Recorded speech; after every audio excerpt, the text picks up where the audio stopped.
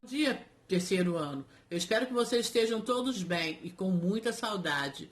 Vamos matar a saudade revisando mais um pouquinho de genética. Vocês estão lembrados que nós estudamos quadro de Pinet, o que é genética, Mendel, primeira e segunda lei. Hoje nós vamos estar estudando uma coisa que vocês ainda estão arrancando os cabelos sem fazer muita força. Nós vamos ver heredograma, tá? Uma coisa que é só treinamento. E hoje nós vamos ver passo a passo. Vamos lá? O que é um heredograma? Também chamado de pedigree ou genealogia. Representa as relações de parentesco entre indivíduos. Representa o padrão de certa herança em uma família. Bom, você conhece a família a partir desse heredograma. Aqui os símbolos. Homem normal, mulher normal, homem afetado, mulher afetada, quando é todo preto. Sexo indeterminado. Aqui, quando tem um quadrinho e uma bolinha, significa que é casamento, e um tracinho significa que é casamento. Quando tem esse tracinho embaixo do casal, eles são os filhos. Quando forem gêmeos verdadeiros, as duas bolinhas, gêmeos falsos ou dizigóticos, a bolinha e o quadrado. Lembrando que gêmeos verdadeiros, gêmeos idênticos, geralmente são do mesmo sexo, tá? Vamos começar? Genealogias ou heredogramas. Aqui os símbolos, mas já com os heredogramas já formados. Então, nós temos sexo feminino, indivíduos que apresentam caráter estudado, filhos ou descendentes, gêmeos, casamento ou cruzamento consanguíneo. Esse aqui, casamento consanguíneo, quando tiver essas duas listrinhas, né, os dois tracinhos, significa que são primos casados. Como fica esse heredograma? Um homem normal, cujo pai era afetado e a mãe era normal, casa-se com uma mulher normal, cujos pais também eram normais. Esse casal tem 6 filhos, 2 mulheres e um homem afetado. Uma mulher normal, um homem e uma mulher afetado nessa ordem. Bom, vamos ver como é que fica esse heredograma? Olha lá. O pai afetado, a mãe normal. Eles tiveram um filho, tá? Aí esse filho casou com a filha desse outro casal, que eles eram normais, a mulher normal. E esse casal aqui, eles tiveram 6 filhos. Vocês estão lembrados que eu falei na sala? Eu falei que de repente um caráter, um homem podia estar afetado, mas aí não passava para o filho. E ia passar lá para os seus netos. Citei até o exemplo da cor dos olhos, que de repente o filho não tinha olhos azuis, mas o neto iria ter. Só que nesse caso aqui, não é cor dos olhos, é uma doença. Então, o casal normal, mas teve filhos afetados. Apenas uma filha nasceu normal. Por que será que isso aconteceu? Vamos saber? Um homem normal cujo pai era afetado e a mãe era normal, casa-se com uma mulher normal cujos pais também eram normais. Esse casal tem 6 filhos, 2 mulheres e um homem afetado. Uma mulher normal, um homem e uma mulher afetado. Epistasia é um tipo de interação gênica que acontece quando um par de genes alelo se interage para alterar de forma inibitória a ação de outro par de genes alelos. Esse mecanismo, que pode ocorrer por manifestações epistáticas dominantes, quando apenas um alelo epistático é suficiente para induzir o efeito inibitório, e recessiva, quando são necessários os 2 alelos epistáticos para causar a inibição. Lembrando aí, inibição significa que é recessivo. Existem vários tipos de epistasia. Epistasia dominante e epistasia recessiva. A dominante, como o próprio nome sugere, esse é o tipo de epistasia em que o gene dominante impede que o gene recessivo manifeste suas características. Nesse caso, o gene epistático age de forma simples e já consegue inibir a atuação de outro gene. Ou seja, ele sendo dominante, ele vai lá e inibe a característica de todos. Só ele que domina. Epistasia recessiva. Já na epistasia recessiva, o alelo atuante se manifesta apenas de forma dupla, ao contrário da epistasia dominante.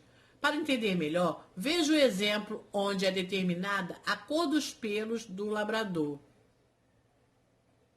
Peraí. Aqui, um exemplo, o genótipo e o fenótipo, que vai determinar, no caso aqui o fenótipo, vai determinar a cor da pelagem do labrador. Lembrando, ó, Bzão, Ezão. Então, nós temos Bzão, Bzão, Ezão, Ezão, que vai resultar na cor preta. Agora, aqui eu tenho Bzinho, Bzinho, Ezão, vai resultar na cor marrom. E Bzão, Ezinho, Ezinho, ou Bzinho, Bezinho, Ezinho, Ezinho, vai resultar na cor dourada. Lembrando que a cor preta aqui é dominante e aqui o mais claro é o recessivo. Pleiotropia. Funciona de forma inversa a interação gênica. Na pleiotropia, o único par de genes, denominado pleiotrópico, atua na manifestação de vários caracteres. Em termos moleculares, o gene fabrica apenas uma enzima, mas a presença ou ausência dela tem várias consequências no organismo.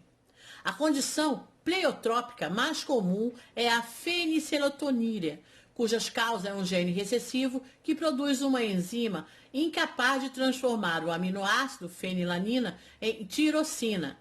A feniciletonuria pode resultar nos seguintes fenótipos: incapacitação mental, redução de pilosidade, pigmentação na pele.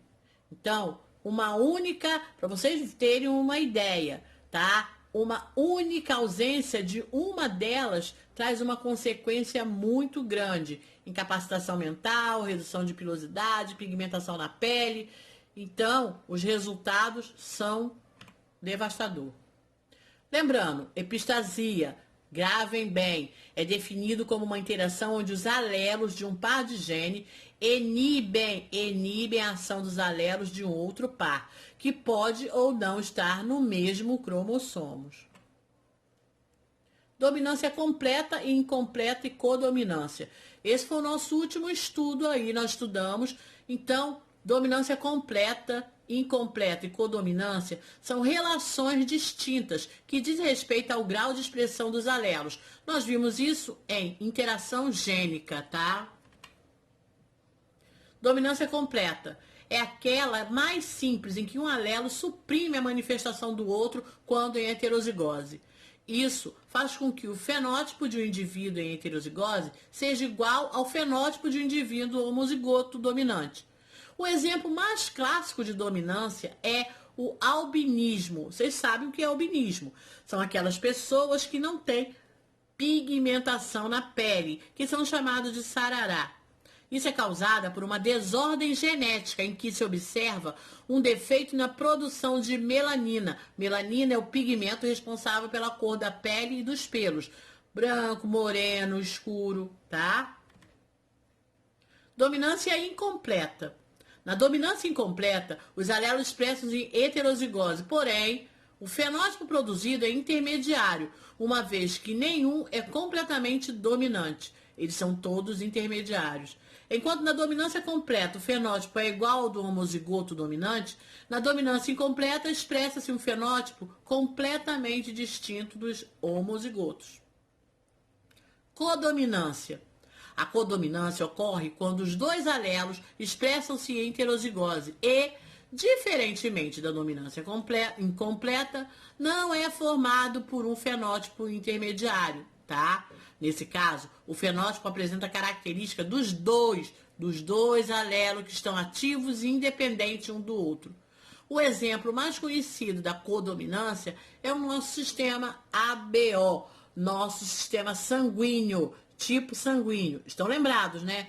Que apresentam 3 alelos envolvidos. No caso aí é diferente.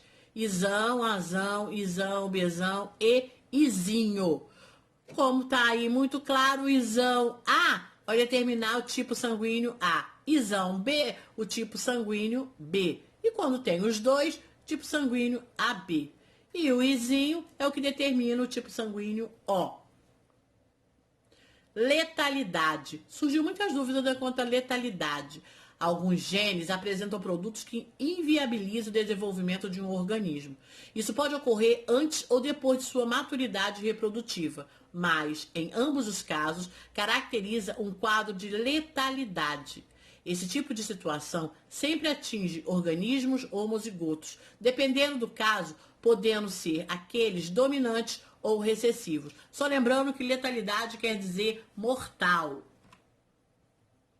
Interação gênica é o tipo de herança na qual a expressão do fenótipo de uma característica é condicionada pela ação conjunta de dois ou mais pares de gene, com segregações independentes.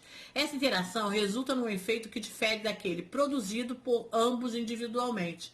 É o caso aí da crista da galinha. Vocês estão lembrados, né? Nós temos aqui crista do tipo nós, do tipo rosa, do tipo ervilha e do tipo simples, tá?